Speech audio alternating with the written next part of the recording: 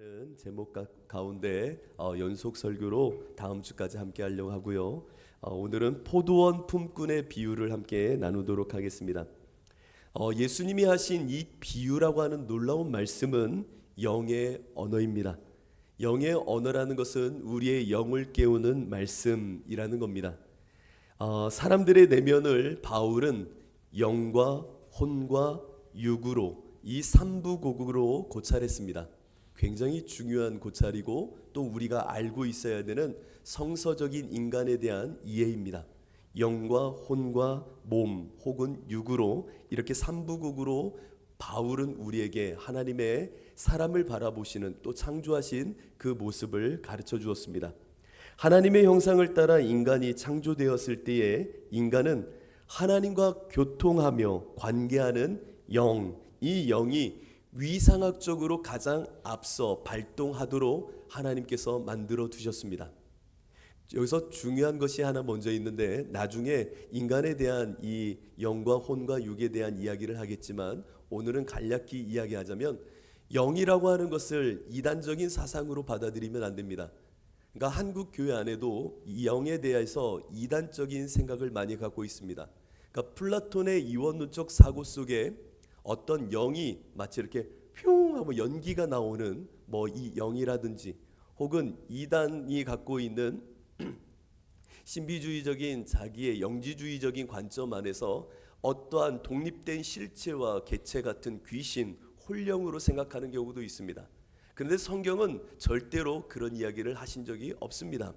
성경이 말하는 영은 어느 독립된 실체나 개체가 아니라 영이라고 하는 것은 우리 안에 하나님과 소통할 수 있는, 교통할 수 있는 기능의 한 면모로서 우리한테 말씀하시는 것이지 이것이 어떤 독립된 귀신이나 혼령을 이야기하는 것은 아닙니다.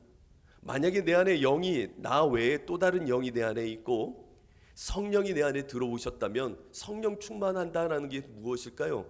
내 안에 두 가지 영이 있는 겁니까? 또 어떤 이들은 또 귀신까지 들어와 있대요. 그러니까 내 안에 막 영이 3개, 4개 막 이상한 말도 안 되는 이단 사설에 빠지게 되는 겁니다. 그래서 먼저 여러분들이 기억해야 되는 것은 영이라는 것은 하나님과 교통할 수 있는, 하나님과 교감할 수 있는 기능, 하나님이 허락하신 영적인 어떠한 면모구나라고 하는 정도로만 우선 기억하시면 됩니다. 하나님과 교통하며 또 관계할 수 있는 영이 열려지면 우리 안에 위상학적으로 영이 우리의 혼이라고 할 수 있는 정신적인 것을 이끌고 나아감으로 몸의 반응을 갖고 오는 것입니다. 아담과 하와가 범죄한 이후에 인간 안에 부으셨던 영은 죽게 됩니다. 하나님께 대하여 죽었다는 것입니다. 하나님과 분리 단절되어졌다라고 하는 것이 영의 죽음입니다. 그래서 하나님의 생명에서 끊어져 하나님과 전혀 무관한 존재로 그냥 혼과 몸만 갖고 있는 거짓된 자아로 살게 되는 것입니다. 내 안에 영이 임했다는 것은 성령이 임했다는 겁니다. 성령이 이 마음속에 내 영이 깨어나 하나님과 소통할 수 있게 되는 것입니다. 그런데 아담과 하와가 범죄함으로 영, 이 기능적인 교통할 수 있는 영이 죽어짐으로 이제는 내 안에 몸만 남은 자, 거짓 자아만 남은 자가 되어진 것이죠. 그래서 성경을 보면은 여호와께서 이르시되 나의 영이 영원히 사람과 함께 아니하리니 함께하지 아니하리니 이는 그들이 육신이 됨이라 라고 말합니다. 그러니까 하나님의 영의 기능이 죽어지니 이제는 육신이 되어졌다라는 겁니다. 뿐만 아니라 야고보서를 보면 영 없는 몸이 죽은 것 같이 라고 말합니다. 그러니까 영이 없으면 몸 그 자체인데 몸은 곧 죽은 것이다 라고 성경은 분명하게 우리에게 말합니다. 영이 부재한 이는 이제 몸의 종이 됩니다. 내 안에 성령, 거룩한 영으로 하나님과 교통할 수 없는 영이 죽은 자는 그냥 그대로 사는 것이 아니라 몸의 종, 마귀의 종, 육신의 종노릇을 하며 살아가게 되지요. 이것을 위상학적으로 풀면 하나님이 나를 가장 먼저 창조하셨을 때에 인생을 창조했을 때는 영과 혼과 몸 이와 같은 위상학적인 흐름을 갖고 있었지만 우리가 범죄하여 죽어진 이후에는 육신과 혼과 영의 순서로 우리의 위상학이 완전히 전복되어져 버립니다. 그래서 아담과 하와는 눈을 뜨면 하나님과 동산을 거닐고 하나님을 보며 하나님과 대화할 수 있었던 인생이었습니다. 자신들이 무엇 하나 걸치지 않은 모습이 수치스럽지 않은 영의 사람 그 자체였다라는 겁니다. 그런데 범죄하고 나니 이제 이 위상학적으로 완전히 뒤집혀져 육과 혼과 영의 순서로 그 모든 것이 발동하기 시작하는 겁니다. 내가 벌거벗었음을 보고 내가 배고픔을 알고 내 가난함이 어떠한 가난함이냐, 육신의 가난함으로만 자신을 보게 되는 겁니다. 이와 같이 범죄한 인생들, 이들에게 오늘 예수님은 찾아오셔서 비유의 말씀을 던지십니다. 이게 중요한 겁니다. 범죄하여 이제는 영이 죽은 우리 가운데 예수님은 말씀을 주시되 비유로만 말씀하시더라는 겁니다. 이 의미가 무엇일까요? 왜 비유의 언어로 말씀하실까요? 비유는 영이 깨어난 자만 들을 수 있는 언어이기 때문입니다. 하나님의 말씀은 그냥 모든 이들이 들어 알 수 있는 말씀이 사실은 아닙니다. 그 영이 깨어나야 그 말씀의 진의와 본뜻과 본질을 알게 되는 겁니다. 우리가 이 시간 예배 드릴 때 영적인 예배라고 합니다. 그냥 몸만 나와 있는 것이 아니라 내 영을 깨우신 성령을 따라 내 혼을 다스리고 내 몸을 주님께 반응으로 올려드릴 때에 우리는 산 예배, 산 제물이 되어진다라고 말하는 겁니다. 그래서 말씀을 들을 때에 그냥 들으면 안 됩니다. 주님, 내 영에 말씀하여 주시옵소서. 내 영 가운데 그 말씀이 침노하여 나에게 본질적인 말씀이 깨달아지게 하여 주옵소서 라고 하는 그 영적인 깨달음 속에, 깨어남 속에 하나님께 나아가셔야 되는 겁니다. 예수님이 오늘 여러분들에게 비유의 말씀을 이 아침에 주십니다. 이 비유의 말씀은 그냥 듣고 이해하는 것이 아니라 성령이 우리의 영과 혼과 골수를 쪼개어 들어올 때에 그 말씀이 내 안에 실제가 되어지는 겁니다. 어떤 이들은 비유를 듣고 비유로 남깁니다. 그러나 영의 사람은 비유를 듣고 그것이 내 안에 들어와 실제가 되어집니다. 이것이 오늘 이 시간 여러분들이 비유를 들을 때에 갈림길 가운데 마음을 다부지게 하나님의 말씀을 듣고자 하는 마음으로 들어야 됩니다. 그래서 예수님은 이런 말씀을 하셨습니다. 예수께서 이 모든 것을 무리에게 비유로 말씀하시고 비유가 아니면 아무것도 말씀하지 아니하셨으니, 예수님이 이 땅에 오셔 선포한 모든 말은 객관의 사실 언어가 아니라 영적인 언어, 비유의 언어, 정말 영이 깨어나야 들을 수 있는 말씀으로 우리 가운데 허락하셨다라는 겁니다. 이는 선지자들을 통하여 말씀하신 바 내가 입을 열어 비유로 말하고 창세부터 감추인 것들을 드러내리라 함을 이루려 하심이라.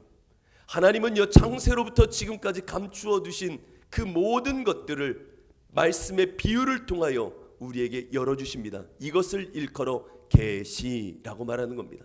내가 찾아내어 발견하는 것이 아니라 하나님이 다른 패, 당신이 숨겨놓으신 보물을 드러내시는 만큼, 우리에게 비추시는 만큼 여러분들은 그 말씀의 진리에 노출되어 비유가 실제로 느껴지고 경험되고 능력으로 삼게 되는 것입니다. 그렇게 오늘 이 비유의 말씀을 단지 수사학적인 비유의 어떠한 언어로만 받지 마시고 내 영이 깨어 하나님을 알아가는 말씀의 통로요, 말씀의 인도함으로 받아내셔야 됩니다. 비유가 영의 언어, 성령의 음성으로 들려지기 시작하면요, 여러분들은 자신의 옛 자아가 낯설어지는 경험을 하게 될 것입니다. 십자가 앞에 나를 세우시더니 영이 깨어나면, 영으로 말씀하시면 이전에 내 옛 자아가 십자가 앞에서 낯설어짐으로 보여지기 시작합니다.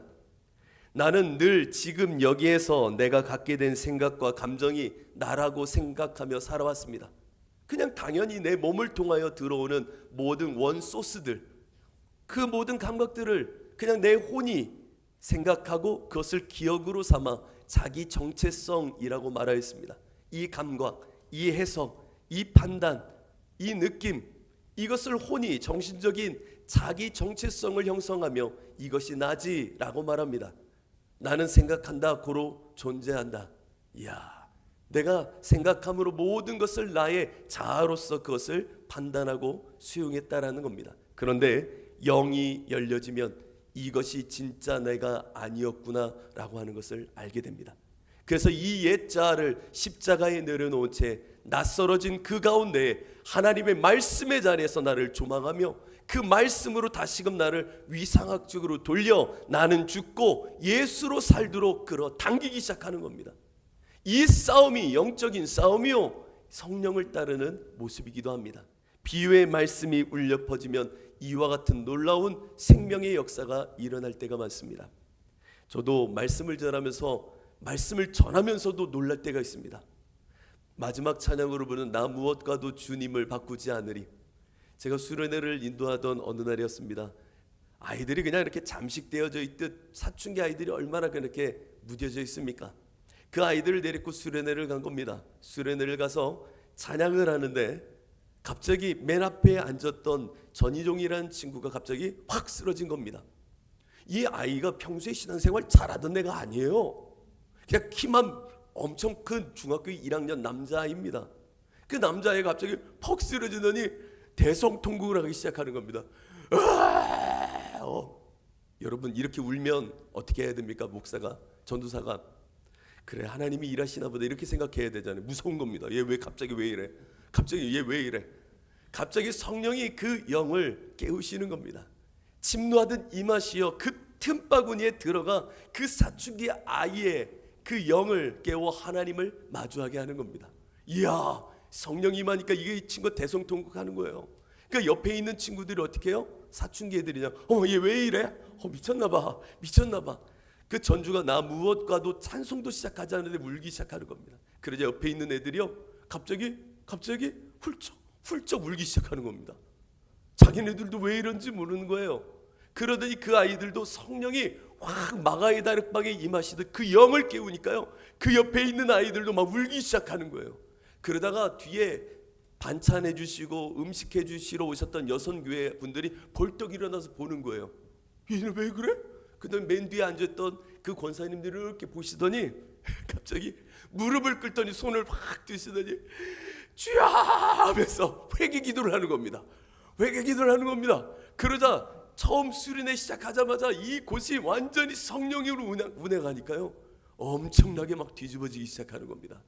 이야, 전도사면요 당연한 듯 성령이 운행하시면 말씀이 임하시면 이와 같지라고 하는 그 당당함으로 말해야 되는데 스스로가 당황스러운 겁니다.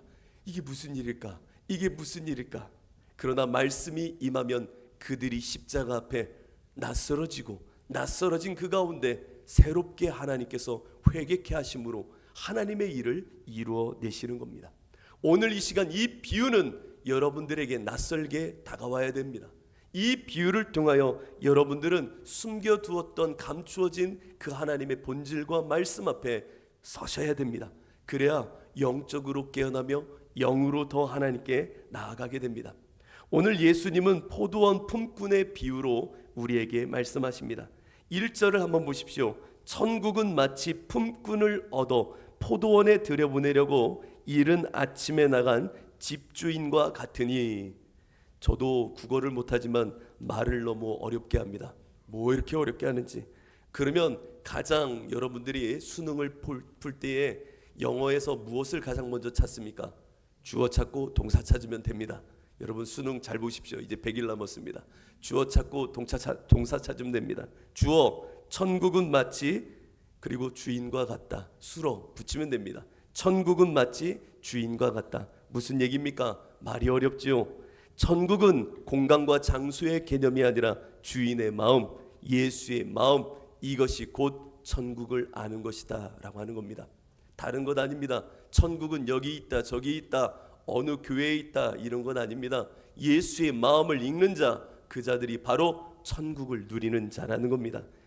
영생은 곧 유일하신 참 하나님과 그가 보내신 자 예수 그리스도를 아는 것이니라. 여러분, 예수를 아는 자, 영혼을 품은 자요, 영생을 아는 자요, 세상 천하 만물 다 주어도 부럽지 않을 하늘의 영광의 지혜를 얻은 자가 되는 겁니다. 여러분들이 그런 분들이십니다. 네, 우리 교회는 아멘을 잘 안 하죠. 이제 익숙해졌어요. 여러분들은 그런 분들이십니다. 대단하신 분들이십니다. 내 영혼이 은총 입어. 2절을 보십시오. 주의 얼굴 뵙기 전에 멀리 뵈던 하늘나라 내 맘속에 이루어지니 날로 날로 가깝도다. 그렇죠. 주의 얼굴 뵙기 전에 멀리 뵈던 하늘나라였지만 내 마음속에 주의 마음 읽혀지니 날로 날로 어디나 그 천국을 나는 산다는 고백입니다. 여러분들의 고백입니다. 그렇다면 이 품꾼의 비유 속에 여러분들은 예수님의 마음을 읽어내면 이 감추어졌던 비밀이 내 안에 열려지는 것이요 본질로 들어가게 되는 영으로 깨어나는 시간이 되는 겁니다. 그렇다면 여러분 깨어나십시오. 오늘 본문에서 제가 선을교하는 모든 것이 전부는 아닙니다. 그러나 저에게 우리 공동체를 향하여 열어주신 만큼 오늘 선포하는 겁니다. 천국 문은 육신이 아니라 영으로 여는 것입니다. 영적인 원리로 영적인 생명을 가진 자들이 천국을 침노하여 누리게 된다는 겁니다. 오늘 비유의 결론을 먼저 보면 16절은 이렇게 오늘 본문 비유의 결론으로 이렇게 이야기합니다. 이와 같이 나중된 자로서 먼저 되고 먼저 된 자로서 나중되리라. 이것이 오늘 이 비유의 결론입니다. 그런데요, 이 결론 바로 앞에 19장 30절을 한번 보십시오. 20장 오늘 이 비유 앞에 19장 30절을 보면 베드로와의 대화 속에 예수님 이렇게 말씀하십니다.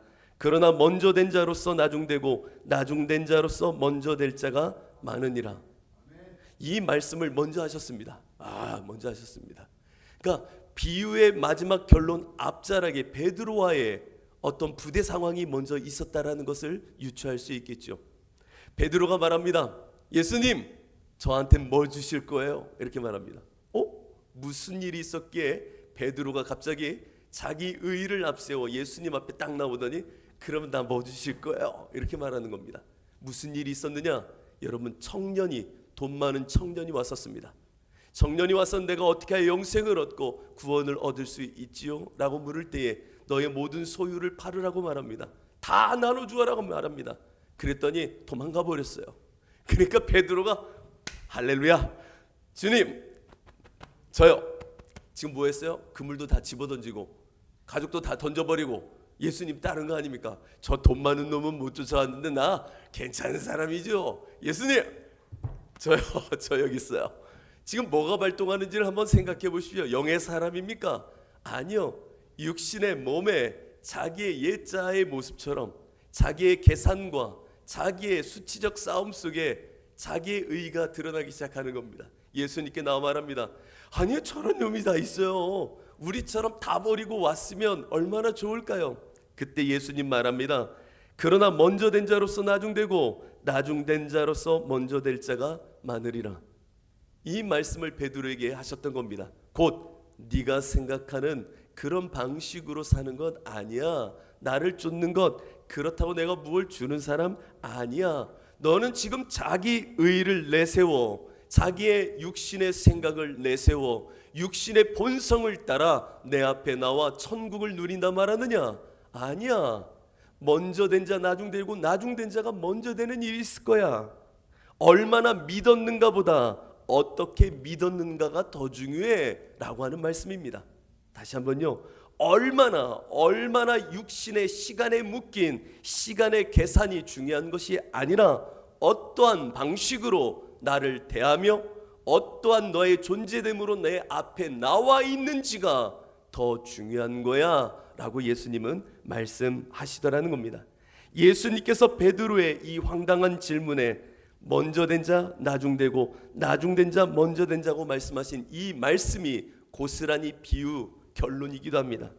여러분들이 이 비유를 접할 때에 나는 시간에 묶인 몸의 언어가 아니라 저 영혼에 속한 하나님을 믿는 방식, 영의 방식으로 나오는 삶이 천국을 누리는 가장 먼저 영적인 권세요 이야기의 첫걸음이 된다는 겁니다. 여러분들 영의 사람이 되시기를 축복합니다. 영의 사람으로 일어나셔야 됩니다. 그것이 바로 사랑으로서 역사하는 믿음입니다. 하나님이 나에게 영을 깨우셔 침노하던 내 영을 깨우시어 당신 앞으로 끌어당기셨다면 그 영의 반응을 따라 성령을 따라 하나님께로 나아가는 자가 되어야 됩니다. 내 육체의 본성을 따르려고 하는 옛자에 속거나 묶여 있어서는 안 됩니다. 하나님께서 나를 깨우시어 당신의 자리로 끌어당기실 때면 늘 나는 나중된 자라는 모습 속에 자기를 부인하고 자기를 확인하고 자기 죽음의 자리까지 나를 던지어 하나님께 나아가게 되는 겁니다. 나 먼저 된 자야 라고 하는 자기의의 사람에게는 회개란 없습니다. 그러나 나중된 자라고 하는 자기 가난을 확인한 자에게는 이제 자기 부정과 자기 죽음을 통하여 하나님께 나아가는 영적인 생명의 걸음을 옮기게 된다는 겁니다. 여러분들 먼저 깨어날 것은 내가 영의 사람으로 깨어나셔야 되는 겁니다. 저 비유의 말씀의 결론이 내 안에 먼저 도드라져야 되는 겁니다. 포도원에 와서 일하던 품꾼들 참 신나했습니다. 오늘 하루 일하면 한 데나리온을 준대. 얼마나 좋은가. 한 데나리온, 그 당시에 노동자 품삯으로 쳐도 굉장히 많은 돈을 주는 겁니다. 그런데 아침 일찍 새벽부터 나와 일하던 사람들은 한 데나리온을 약속받고 와서 일하기 시작했습니다. 그런데요, 갑자기 이 주인이 밖에 나갔더니 사람들을 놀고 있는 사람들을 불러 모으는 겁니다. 놀이터에 장터에 놀고 있는 사람들, 여보시오, 뭐 하고 있습니까? 저 일하려고 나왔는데 저 능력도 없고 일할 곳도 없어서 그냥 지금 이렇게 기다리고 있어요. 그래요? 그럼 우리 품꾼으로 삼을 테니 와서 하루 일하시죠 라고 하면서 그 사람들을 불러 모으기 시작하는 겁니다. 그렇게 주인은 나갔습니다. 새벽 6시부터 시작해서 오전 9시, 12시, 오후 3시, 그리고 오후 5시에 그 장터와 사람들이 있는 곳에 나가서 일할 자를 포도원으로 한 명 한 명 부르기 시작합니다. 여러분들, 이 비유에서 남겨져 있던 자들, 놀던 자들을 저는 이렇게 읽고 싶습니다. 버려진 자들이요, 죽음에 던져진 자들이요, 영원히 어둠에 갇혀 죽을 수밖에 없는 인생, 그냥 먼지와 티끌재와 같이 버려질 수도 있는 인생들, 그 인생들 가운데 예수님은 찾아오신 것입니다. 그렇다면 한번 여러분들이 품꾼의 한 명이라고 생각해 보십시오. 내가 원래는 일할 수도 없는데 그 포도원에 들어간 겁니다. 들어가서 일하는데 한 명이 갑자기 9시에 오는 겁니다. 여러분 무슨 생각이 들겠습니까? 왜 왔지? 저 사람 아까 나랑 같이 놀던 사람 같은데. 갑자기 12시가 됐습니다. 밥 먹을 즈음 됐는데 또 사람들이 들어오는 겁니다. 여러분들 무슨 생각이 들겠어요? 어라? 그러겠습니다. 어라? 이게 무슨 일이지? 아니 3시가 됐는데 또 들어오는 거예요. 이건 또 무슨 일이야? 왜 와 저 사람들은? 5시가 됐습니다. 여러분, 이스라엘 사람들에게는 낮과 밤의 주기를 갖고 삽니다.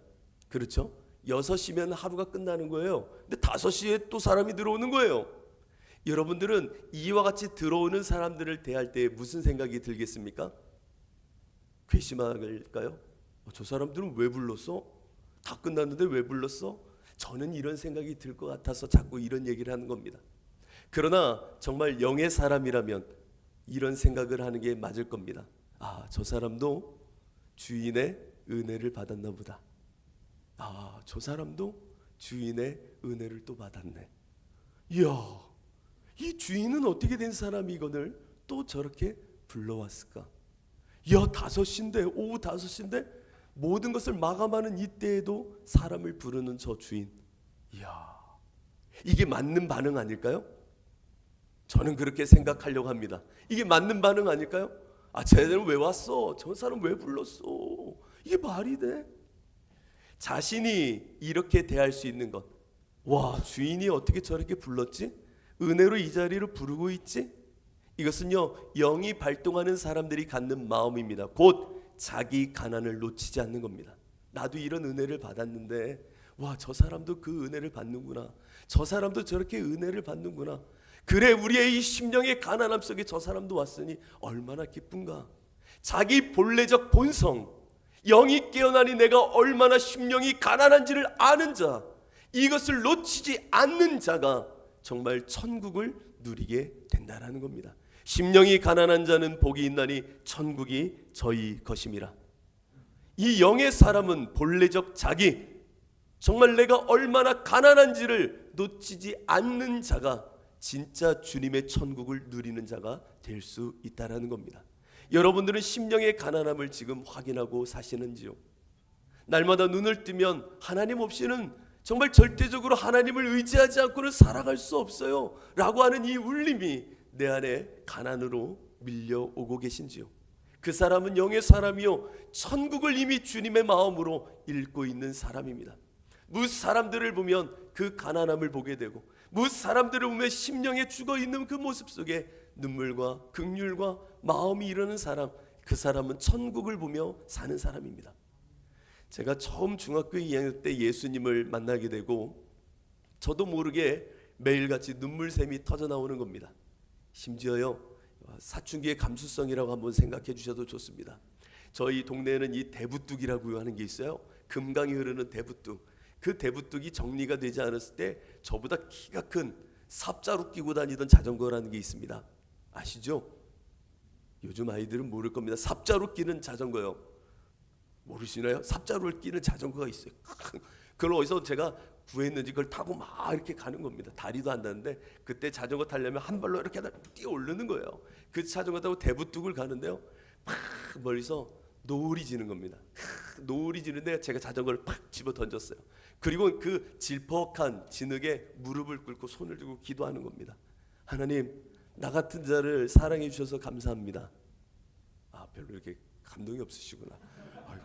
그랬나 보다. 얼마나 내가 하나님 안에서 가난하고 하나님 없이는 못 사는 자인지를 알게 되니까 그 지는 노을 하나에도 그렇게 울었다니까요. 그렇습니다. 아무튼 여러분들 그런 좀 이렇게 감수성도 좀 있으셔야죠. 영이 깨어 있으니까 막 하나님 정말 모든 게 감동인 거예요. 감동이요. 심지어는요 저희 집에 가려면 대흥시장을 통과해야 됩니다. 그 당시에 대흥시장은 하수구 옆에 냄새나고요 막 칙칙해요. 수많은 대포집들이 있고요. 여러분 대포집이 뭔지 아시죠? 대포 파는 무기상 그런 거 아니에요? 막걸리 파는 집들이 쭉 있습니다. 시골 동네. 거길 막 뛰어가는 겁니다. 37 가방 메고 이렇게 막 가는데 할머니들이 딱 앉아 있어요. 할머니 다 앉아서 뭐하냐면 마늘 까고요. 마늘 까면 키로당 얼마를 더 주거든요. 그 고구마 줄기 이거 감자 줄기 이거 까시고요. 파 다듬고 계세요. 왜냐하면 그거 하면 한 단에 500원 얼마 더 받을 수 있으니까요. 그걸 열심히 하고 계시는데 이전에는 보이지 않았어요. 근데 은혜를 받고 내 영이 깨어나니까요 달려가는 그 가운데 그냥 갈 수가 없는 거예요. 왜냐 그분들 보면서 무슨 생각이 드냐면 저 할머니는 예수님을 알까? 저분들은 정말 그 예수님의 그 사랑을 알까? 이게 막 마음속에 밀려오니까 눈물이 나는 거예요. 가서 할머니 예수님 믿으세요라고 말하니까 할머니가 에이 시끄러 빨리 가 그러는 겁니다. 할머니 예수님 믿으시 아이 시끄러 정신없어 정신 사납게 왜 그래 가 근데 눈물이 나는 거예요. 그 가난한 이들의 심령이 보여지는 거예요. 그래서 눈 감고 이렇게 가는 거예요. 울면서 이야 내 안에 영이 발동하니까요 내 본래적 자아가 놓쳐지지 않는 겁니다. 나 가난한 자였지. 지금도 심령이 가난하지. 그 천국을 누리는 자의 모습 아니겠습니까? 여러분들의 삶 가운데 누군가를 대할 때에 이 심령의 가난함이 읽혀지시는지요? 여러분들의 본래적 자아가 보여지시는지요? 십자가의 그 생명이 읽혀지는지요? 없다면 나는 벌써 육의 사람으로 돌아가 있는 겁니다. 깨어나셔야 됩니다. 성령 안에서 다시금 위상학적으로 나에게 허락하신 창조의 본래의 형상으로 나를 십자가 앞에서 세워야 됩니다. 그러지 않으면 죽습니다. 그러지 않으면 저 천국을 얻을 수가 없습니다. 오늘 본문을 보면 천국은 이제 주의 부르심에 참여하는 것이구나 라고 하는 것을 또한 보게 합니다. 이 말이 무엇이냐면 오늘 비유에서 정말 독특한 점이 있습니다. 집주인이 품꾼들을 포도원에 들이고자 주인 스스로가 직접 새벽 6시부터 오후 5시까지 나름의 인력시장에 나갔다라는 겁니다. 하인을 시켜도 좋은데 주인이 손수 나갔다는 겁니다. 그리고는 시간을 달리하여 사람들을 끌어모으지요. 주인이 왜 이렇게 끌어모았을까요? 왜 하나님은 예수 그리스도는 우리에게 이렇게 직접 오셔서 그와 같이 부르실까요? 일의 효율을 늘리려고요? 주인이 더 잘 고르니까요? 일을 빨리 마무리하려고 그 일꾼들을 부르신 걸까요? 하나님이 왜 여러분들을 당신의 십자가의 사랑 속에 이 교회로 불러 모으셨을까요? 하나님의 일에, 자리에 콜링 하신 걸까요? 효율을 늘리려고요? 능률 있는 사람들을 모으려고요? 세상 권세 있는 자들을 빨리 모아 일을 빨리 진행하려고요? 아닙니다. 아닙니다. 여러분들이 이 비유를 통해 더 잘 알잖아요. 그 사람들 데리고 와봤자요, 능력 없고 실력 없는 사람들입니다. 왜요? 그들이 일터에 나와 있었지만 아무도 선택하지 않던 사람들이에요. 근데 그들 데리고 와봤자요, 일머리도 없고 손도 잘 못 쓰면요, 오히려 방해만 돼요. 걸추장스럽다는 거죠. 하나님이 여러분들을 정말 교회로 모이게 하신 이유가 무엇입니까? 그 이유는 여러분들을 연합시키려고, 당신의 생명의 자리에 있는 자 만드시려고, 포도원이라고 하는 하나님의 천국에 합당한 자로 연합케 하시려고 여러분들을 불러내셨다라는 겁니다. 이 자리에 연합하는 것 그 자체가, 예수 그리스도의 접붙임 당한 것 자체가 우리를 향한 목적이라고요. 여러분들을 통하여 교회에 새를 불리고 교회의 규모를 키우려고 여러분들을 모으는 게 아니라 예수 생명에 붙어있는 자 만들려고 여러분들을 불러 모으셨다는 겁니다. 예수님은 여러분들을 부르십니다. 콜링 하면 내가 무슨 일을 할까요? 사람들은 생각합니다. 아니요, 그런 생각 버리세요. 콜링은 말 그대로입니다. 콜, 부르는 겁니다. 부르면 어디로 여러분 뛰어가셔야 돼요? 여러분, 누구야? 할아버지께서 부르셔. 그럼 어디로 가야 됩니까? 부른 할아버지 앞에 가는 거예요. 콜링도 마찬가지예요. 부르심, 내가 무엇을 향하여 가리일까? 아니야. 콜링, 부르심은 하나님 앞에 세우시는 겁니다. 내가 무슨 일을 할까요가 아니라 하나님 앞에 세우는 그 자체가 하나님의 콜링의 목적입니다. 내가 무엇을 하여 당신의 영광을 드러내리까? 아니, 난 널 불렀어. 왜? 내 앞에 서 있으라고. 나와 연합하자고. 십자가의 생명을 떠나지 말라고 부른 거지 무엇 하라고 부른 것 아니에요. 하나님, 내가 그래도 큰일 하나 해드릴게요. 아니야, 너 안 해도 돼. 그냥 가만히만 있어. 그냥 가만히만 있어. 제발 부탁이니까 뭐 하려고 하지 마. 그냥 가만히만 있어. 내 앞을 떠나지만 마. 하나님의 콜링은 이겁니다. 그 앞에 연합하고 십자가의 신비를 알고 하나님의 남겨진 고난을 함께 나누는 그 자리에 함께 있으면 되는 겁니다. 내가 무엇을 하려고 콜링을 받는 게 아니에요. 여러분들을 하나님은 이 천국으로 부르고 계시는 겁니다. 나와 연합하자고, 십자가로 연합하자고, 너는 나와 함께 죽고 나와 함께 살자고, 이거면 된다고, 이것이 천국이라고 여러분들을 부르고 계신다는 겁니다. 종을 보내도 되고 선지자를 보내도 되지만 당신이 직접 이 땅에 오시어 십자가의 죽으심으로 효율이 아닌 연합을 위해 여러분들을 불러내셨다는 겁니다. 요즘 교회에 이런 책이 하나 뜨고 있습니다. 오무교회가 온다. 여러분들 들어보셨나요? 기회가 되신다면 한번 읽어보셔도 좋을 것 같습니다. 오무교회, 승무교회 아닙니다. 오무교회가 온다. 오무교회가 뭐냐면 십자가가 없는 MG교회가 등장하고 있다는 겁니다. 5가지가 없습니다. 십자가가 없고 새벽 예배가 없고 성경 공부가 없고 구역이 없고 장로나 직분이 없는 교회. 그럼 뭐가 있는 거예요 도대체? 잠깐만요. 십자가가 없고 새벽 예배도 없고, 새벽 예배가 없다는 주중 예배도 다 없다는 거예요. 주중 예배도 없고 성경 공부도 안 하고 구역, 목장이나 이런 것도 나누지 않고 직분도 없는 교회. 그러니까 주일날만 모이는 교회. 이런 교회가 이미 오고 있다는 겁니다. 이미 왔어요. 이 책을 보면요, 모바일 혁명으로 인해서 사람들이 이제는 의미 있고 특별한 경험을 주는 공간을 사이버든 눈에 보이든 그곳을 찾는다는 겁니다. 옳고 그름은 관심 없어요. 자신의 정서를 만족시키는 특별한 경험을 찾아 움직이는 세대. 그러다 보니까 교회에 와서도 인터넷으로 보면 됐지, 혹은 내가 필요하면 잠깐 즐기면 되지 라고 하는 식으로 교회를 사용한다는 겁니다. 지금 이와 같은 시절입니다. 제가 이번에 청소년 수련회 갔다 왔잖아요. 청소년 수련회 갔다 왔는데 남는 거는 조명과 화려한 음악. 와, 귀 찢어지는 줄 알았어요.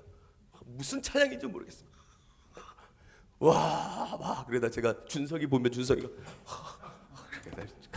아빠 힘들어요. 뛰어 이렇게 회개가 없어요. 정말로 한국 유명 강사래요. 정말 청소년 사역에 특화된 강사래요. 제가 그분 알아요. 강땡땡 목사님. 강은 목사님. 재밌어요. 김창옥보다 더 웃긴 것 같아요. 왜냐하면 목사가 할 수 없는 말들 막 쏟아놓거든요. 야 개질이지 않냐? 그래요. 좋습니까 여러분? 제가 막 여러분 개질이지 않습니까? 막 그러면서 막 그러면 막 그러니까 애들이 막 웃고 떠들어요. 그래서 제가 계속 들었어요. 첫째 날, 둘째 날. 근데 없는 게 있어요. 복음이 없어요. 단 한 번 십자가 얘기 들어본 적이 없어요. 십자가 얘기를 들어본 적이 없어요. 또 하나 회개를 들어본 적이 없어요. 아이들에게 단 하나 하나님 만나면 변화된다. 그게 끝이에요. 우와 이럴 수가 있을까? 이럴 수가 있을까? 차라리 나를 세워라. 막 교만도 들더라고요. 얼마나 화가 났는지. 그러면서 이들에게 무엇을 전하는 건가? 이와 같을 때에 여러분들을 부르셨습니다. 십자가의 복음 앞으로 여러분들 부르셨다고요. 여러분들이 이 주사랑 교회 안에서 이 복음을 듣게 하신다고요. 영의 사람을 갈망하도록 하신다고요. 왜? 효율 때문에요? 아니요. 이와 같은 시절에 하나님이 남겨두신 당신의 그루터기와 같이 주 안에 연합된 복음의 사람, 십자가에 남겨진 고난을 연합하여 참여할 수 있는 자로 여러분들을 부르셨다는 것을 알아야 저 천국을 향하여 영원을 향하여 나아가는 걸음이 될 수 있다는 겁니다. 그러면 마지막으로 하나님 나라는 선악과가 아닌 생명나무를 가지고 들어가는구나 라고 하는 것을 아셔야 됩니다. 끝으로 이 말씀을 기억해 주셨으면 좋겠습니다. 안타까운 비보를 하나 드리겠습니다. 우리 교회 나무 한 그루가 죽었습니다. 제가 그렇게 열심히 했는데 죽어버렸습니다. 그래서 제가 불이 나게 가서 영양제를 막 꽂아놨어요. 그랬더니 청소하시는 우리 집사님이 목사님 죽은 놈 꽂아놔봤자 뭐하냐고 늦었다고. 그래도 혹시나 할까요? 살까? 그랬더니 안 살아요. 그래서 그래도 아깝잖아요. 그래서 제가 꽂아놨어요. 제가 걔 매일 붙잡고 살려내 보겠습니다. 죽은 고목에서 새순이 돋듯 한번 해보겠습니다. 근데 하나님 나라는 선악과가 아니라 생명나무를 가지고 들어가는 겁니다. 비유를 보면 품꾼들이 낙담합니다. 왜냐하면 개수를 하는 겁니다. 일을 끝내고 났더니 가장 처음 약속했던 사람에게 한 데나리온을 주는 겁니다. 원래 약속했으니까 너무 좋죠. 근데 다음 사람에게 새벽에 들어온 사람에게 주는데 한 데나리온을 또 주는 겁니다. 이게 뭐야? 9시에 들어온 사람한테 돈을 주는데 똑같이 한 데나리온을 또 주는 겁니다. 여러분들의 표현하고 똑같습니다. 이게 뭐야? 12시에 온 사람, 3시에 온 사람, 5시에 온 사람 똑같이 주는 겁니다. 여러분들은 가장 앞선에 있었던 사람이라 생각해 보십시오. 마음이 어떻습니까? 심란한 겁니다. 이게 뭐야? 원래 나한테 약속한 건 맞는데 이게 뭐야? 나 더 줄 줄 알았는데 이게 뭐야? 왜 나한테 똑같이 주고 있어? 비교의식과 정죄와 판단이 일어나기 시작하는 겁니다. 그 모습으로 예수님께 말합니다. 어떻게 이럴 수 있습니까? 어떻게 이럴 수 있습니까? 저 사람하고 나하고 어떻게 똑같이 돈을 주십니까? 라고 말합니다. 그러자 예수님께서 말합니다. 내 것을 갖고 내가 원하는 대로 하겠다는데 네가 무슨 상관이야? 네가 무슨 상관이야? 처음 된 자, 나중 되고 나중 된 자가 먼저 되는 거야. 너의 그 태도와 관심이 육에 묶여 있는 거야. 정말 영의 사람이라면 보아야 될 것이 있는데 보지 못하는구나. 여러분들, 내 안에 비교의식이 생긴다는 것은 내가 영적으로 하나님과 교통하고 있지 못하다는 증거입니다. 내가 누군가를 바라볼 때의 예와 아니요, 높과 높음과 낮음, 예스와 노, 이와 같은 분별로 바라보고 있다는 것은 내가 지금 선악과의 열매 앞에 서 있다라는 겁니다. 내가 누구를 바라볼 때 너와 나로, 나와 다른 이로, 혹은 좋고 나쁨으로, 나보다 높은지 낮은지로 평가하며 그를 구분하고 밀어내고 판단하고 경쟁하고 경쟁함 너머에 죽이고 싶은 마음까지 든다면 당신은 지금 정죄의 열매, 선악과의 열매로 살아가고 있는 겁니다. 여러분들, 천국은요, 이 정죄의 열매, 선악과의 열매를 갖고는 들어갈 수가 없습니다. 여러분들에게 주어진 것은 선악과의 열매가 아니라 생명나무입니다. 십자가를 주시어 연합케 하셨고 십자가를 통하여 나를 죽게 하심 속에 오직 예수님의 마음으로 품게 하시고 바라보게 하심이 우리에게 주신 열매요 나무입니다. 여러분들이 저 천국에 들어가기를 원한다면 품 안에 생명나무 예수 그리스도의 십자가를 갖고 들어가는 것이지, 여러분들의 마음속에 정죄의 선악과의 열매를 갖고는 결코 들어갈 수가 없는 겁니다. 베드로가 또 등장합니다. 베드로가 말합니다. 주여 내가 당신을 사랑하나이다. 당신을 사랑하나이다. 당신을 사랑하나이다. 그래, 그러면 나의 양을 먹이라. 그리고 예수님 말씀하십니다. 네가 젊어서는 스스로 띠뛰고 원하는 곳으로 다녔거니와 이제는 내가 너를 띠띠워 내가 너를 끌고 다닐 거야. 야, 엄청난 말씀이죠. 여러분 좋으시죠? 아무튼 그렇습니다. 우린 대답을 잘하는 내 허리띠를 내가 띠고 내가 다녔는데 예수님이 띠띠워서 끌고 다니시겠대요. 여러분들을요. 그렇게 네가 나를 사랑하니까. 그러니까 내가 또 끌고 다닐 텐데, 그 말씀을 보면 베드로가 어떠한 죽음을 맞을지를 알게 하심이라라고도 말합니다. 십자가에 거꾸로 매달려 죽인 이가 베드로 아닙니까? 근데 베드로가 갑자기 이 말씀 들으면 여러분 어떻게 하시겠습니까? 네가 젊어서는 스스로 띠뛰고 원하는 곳으로 다녔거니와 이제는 내가 너에게 띠를 띠워 내가 끌고 다니리라. 그럼 여러분들 뭐예요? 주여 말씀대로 이루어 주옵소서. 이게 맞는 것 아닙니까? 그래요. 아무튼 그래요. 제 생각은. 근데 갑자기 그럼 베드로, 잠깐만요 예수님, 이렇게 말해요. 근데 예수님 하나만 물어볼게요. 그럽니다. 뭔데? 당신이 사랑하는 저놈 있잖아요. 누구죠? 요한이요. 쟤는 어떻게 돼요? 그러는 겁니다. 자, 아니 이 심각한 상황 속에 고작 한다는 말이, 나 그렇게 죽는 건 알겠는데 쟤 있잖아요. 꼴 보기 싫은데 요한. 내 같이 다니면서도 항상 예수님 사랑 많이 받은 것 같은데 쟤 어떻게 되는 거예요? 그러자 예수님이 이 말씀을 하십니다. 이 말씀을 하심은 베드로가 어떠한 죽음으로 하나님께 영광을 돌릴 것을 가리키심이로라. 이 말씀을 하시고 베드로에게 이르시되 나를 따르라 하시니 베드로가 돌이켜 예수께서 사랑하시는 그 제자가 따르는 것을 보니 그는 만찬 속에서 예수의 품에 의지하여 주님을 파는 자가 누구오니까 묻던 자더라. 이에 베드로가 그를 보고 예수께 여짜오되 주님, 이 사람은 어떻게 되겠사옵나이까? 지금 이 얘기한 거예요. 예수께서 이르시되, 여러분들에게 하는 말입니다. 내가 올 때까지 그를 머물게 하고자 할지라도 내게 무슨 상관이냐? 너는 나를 따르라. 이 말씀을 하시는 겁니다. 아직도 주님 사랑한다 말하고 영혼을 침노한다 말하고 영의 사람이라 말하면서 내 마음에 선악과의 나무를 갖고 있다면 당신은 죽은 자입니다. 죽은 자입니다. 내 안에 생명과 실 예수와 연합하여 예수를 따르게 하는 이 생명의 십자가를 갖고 우리는 천국을 누리며 들어가는 겁니다. 여러분, 선악과의 열매 나무는 버리십시오. 그 안에 여러분들에게 이 포도원의 비유를 통하여 주시는 천국이 도래하였고 누리게 될 것입니다. 우리 함께